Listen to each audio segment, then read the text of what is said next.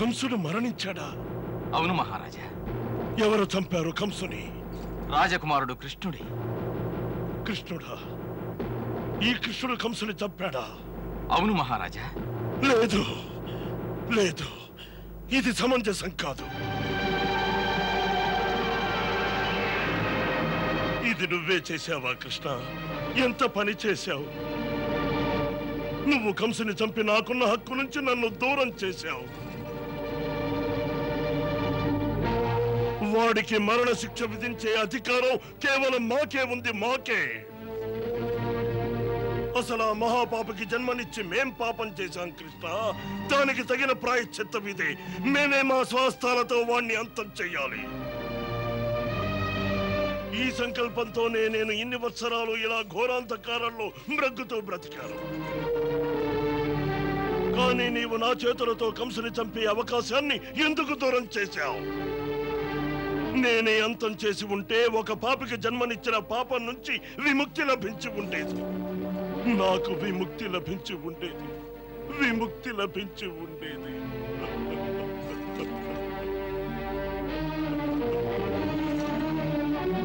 విముక్తి లభించి ఉండేది. తాతగారు,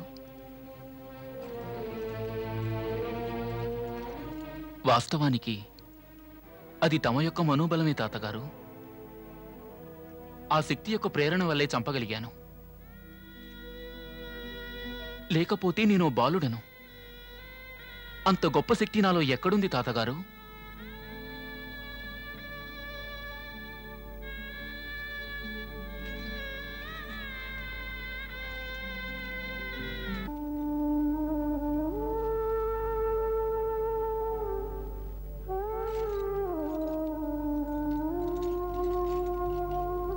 ఉగ్రసేన మహారాజులకి, ఉగ్రసేన మహారాజులకి, ఉగ్రసేన మహారాజులకి, ఉగ్రసేన మహారాజులకి, ఉగ్రసేన మహారాజులకి.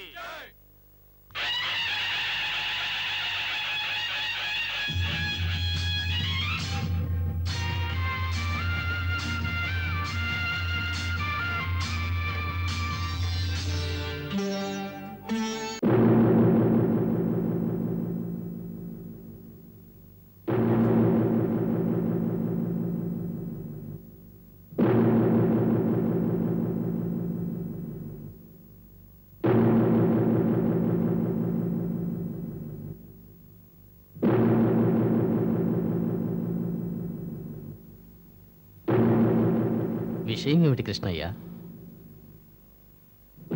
ఏం చెప్పను. ఇప్పుడు పరిస్థితి క్లిష్టతరంగా ఉందన్నగారు. ఏమిటా క్లిష్ట పరిస్థితి? నందరాజు గారు మన్ని విడిచి వెళ్తున్నారు. అయితే పద కృష్ణయ్య, ఇద్దరం వెళ్ళి ఆయనకు వీడ్కోలు ఇచ్చేసొద్దాం.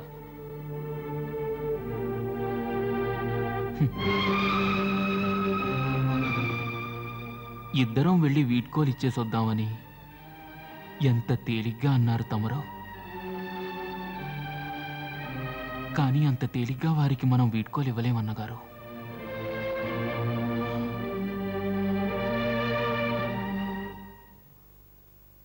వారి ఆప్యాయతను గురించి అసలు ఏమనుకుంటున్నారు?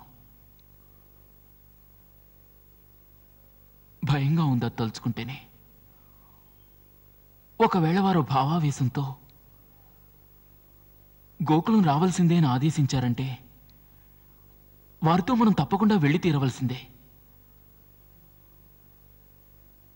ఒకవేళ అలా జరిగితే ఏ లక్ష్యం కోసం మనం అవతరించామో అది నిరర్థకం అవుతుంది. అయితే వారి ఆజ్ఞను తృణీకరిద్దాం, పాటించొద్దు. అన్నగారు, పితృదేవుల ఆజ్ఞను తృణీకరించడం, దానిని ఉల్లంఘించడం మహాపాపం.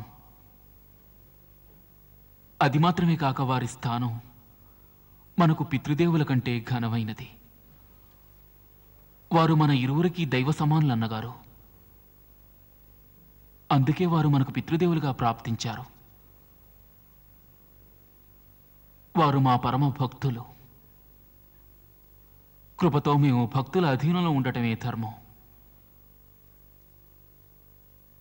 వారు భావావేశంతో తప్పదని మొండిగా ఆజ్ఞాపిస్తే పరిస్థితి క్లిష్టతరంగా మారుతుంది.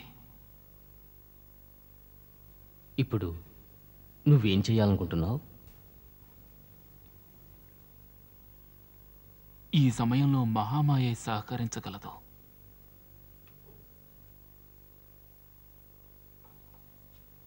దేవి, మాకు సహకరించు.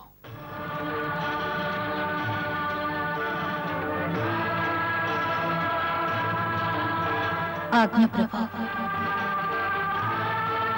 నందరాజుల వారి హృదయం నుంచి మమతానురాగాలను తొలగించి ఆ స్థానంలో జ్ఞానోదయాన్ని కలిగించు. దానివల్ల వారి మనస్సులో ఉద్రిక్తత శాంతిస్తుంది. తమ ఆజ్ఞ ప్రభు.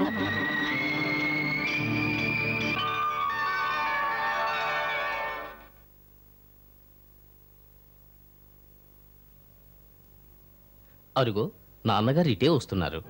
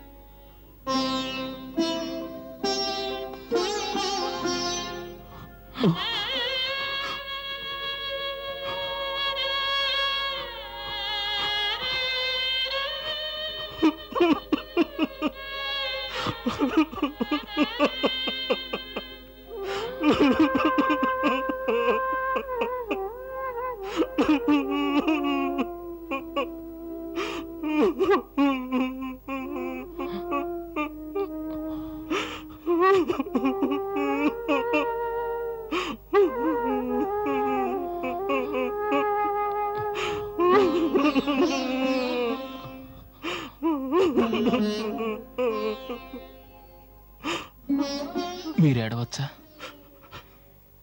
ఎందుకు ఈ కన్నీరు చెప్పండి? మీరు ఇలా ఏడవచ్చా పసివాళ్ళ?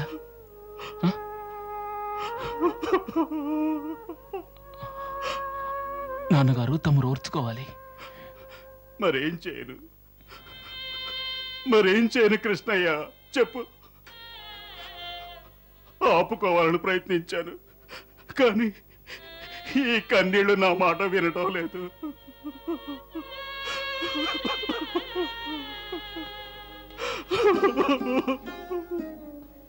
మరో విధంగా ఆలోచించాను. వెళ్లే ముందు నిన్ను కలవకుండా వెళ్ళాలని. నాకు సాధ్యం కాలేదు. నా పాదాలు నా మాట వినకుండా ఇక్కడికి లాక్కొచ్చేసాయి.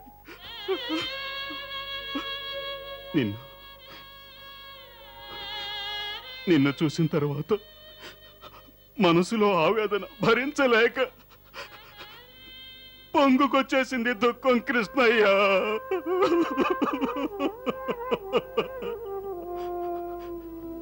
ఒక రకంగా సిగ్గనిపిస్తోంది. నువ్వు పరాయి బిడ్డవని తెలిసి నీ మీదింత వాత్సల్యాన్ని నేను పెంచుకున్నాను. కానీ ఏం చేయను, నా మనసే నా మాట వినటం లేదు. పదే పదే పరిహసిస్తోంది. ఒరే, నువ్వు నీ కృష్ణయ్యను విడిచి ఎలా జీవించగలవురా అని.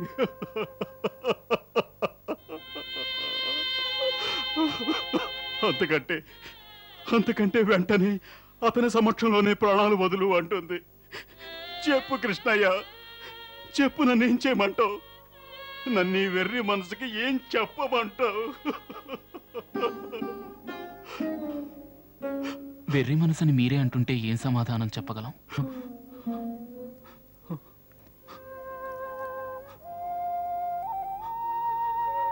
తమరన్నది నిజమే. తమరు చిత్తభ్రమకు లోనయ్యారు. మీతో గనక ఈ కృష్ణయ్య పరాయిపుత్రుడని చెప్పుంటే మనసు వెర్రిదే నాన్నగారు. మీ బిడ్డను కాదని ఎవరు చెప్పగలరు నాన్నగారు? ఎవరు చెప్పగలరు? మాకు అసలైన తండ్రి ఎవరు? అసలైన తల్లి ఎవరు? ఎవరో దిక్కు ముక్కు లేకుండా వదిలేసి వెళ్ళిన బిడ్డని తమ సొంత బిడ్డగా పెంచి పెద్ద చేశారే. పుట్టి బుద్ధెరిగాక నాకు తెలిసిన తండ్రి ఒక్కరే, అదే విధంగా తల్లి ఒక్కరే. నేను యశోదమాతనే మాతగాను, తమర్నే నా తండ్రిగాను భావించి పెరిగి పెద్దవాణ్ణయ్యాను. తమ ఇరువురు చూపించిన మమతానురాగాల వల్లనే మేము ఇంతకాలం జీవించి ఉన్నాం, ఇంతవాళ్లమయ్యాం. నేను ఇంత చెప్పిన తరువాత కూడా మీ మనసు ఇంకా పదే పదే నేను పరాయిపుత్రుణ్ణంటే అది నిస్సందేహంగా వెర్రిదే నాన్నగారు. మనసు మాటలు వినకండి నాన్నగారు, మీరు వినకండి. అయితే మరి ఇంకెవరి మాటలు వినమంటావు కృష్ణ? ఎవరి మాటలు వినమంటావు?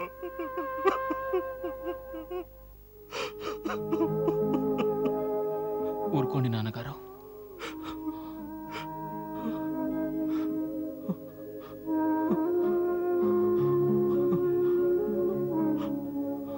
ఊరుకోండి.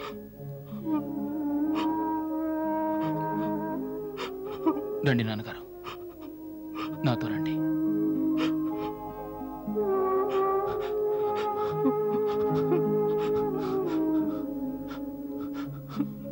కూర్చోండి.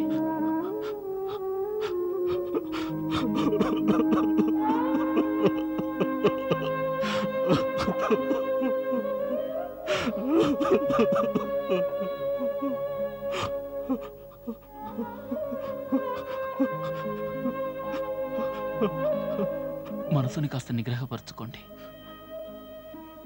కాస్త ఓర్పుతో నా మాటలు వినండి. పుత్రుడు పెరిగి పెద్దవాడైన తరువాత అతని మాతాపితలు కర్తవ్య నిర్వహణకు అతన్ని తమ నుంచి దూరంగా పంపించరా?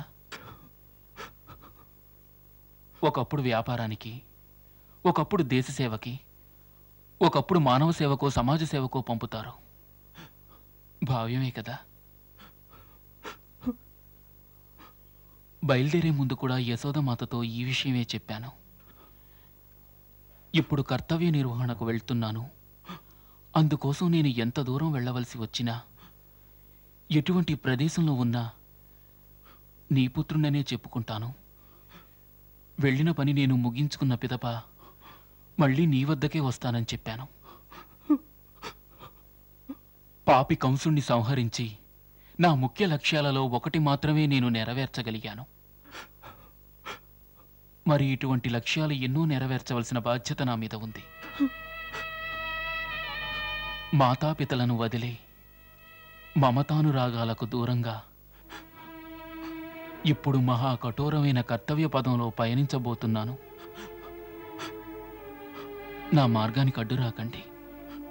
నా మార్గానికి అడ్డు రావాలని ప్రయత్నించకండి. బహుదూరం వెళ్తున్నాను, బహుదూరం వెళ్తున్నాను నాన్నగారు. కృష్ణయ్య, నిన్ను అర్థం చేసుకోవటం మహా కఠినం నాయన. ఒకప్పుడు మావాడివేనని మాతో ఉన్నట్టే తోస్తుంది. ఇంకొప్పుడు ఎంతో దూరంగా ఉన్నట్టు, ఎవరికి చెందనట్టు తోస్తుంది.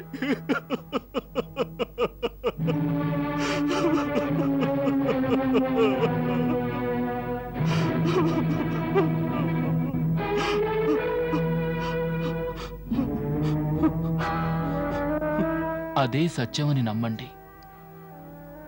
మీ వాడినై నిత్యం మీతోనే ఉంటాను. పరాయి వాడినై బహుదూరంగా ఉంటూ ఎవరికీ చెందను. వాస్తవానికి ఇదే జ్ఞానానికి ఆధారం నాన్నగారు. ఎవరు ఎవరికీ చెందరు. కారెవ్వరూ పితలు, కారెవ్వరికీ పుత్రులు. ఈ రాగానురాగాలు, ఈ మమతలు, ఈ మోహాలు, ఈ శత్రుత్వాలు, ఈ బంధుత్వాలు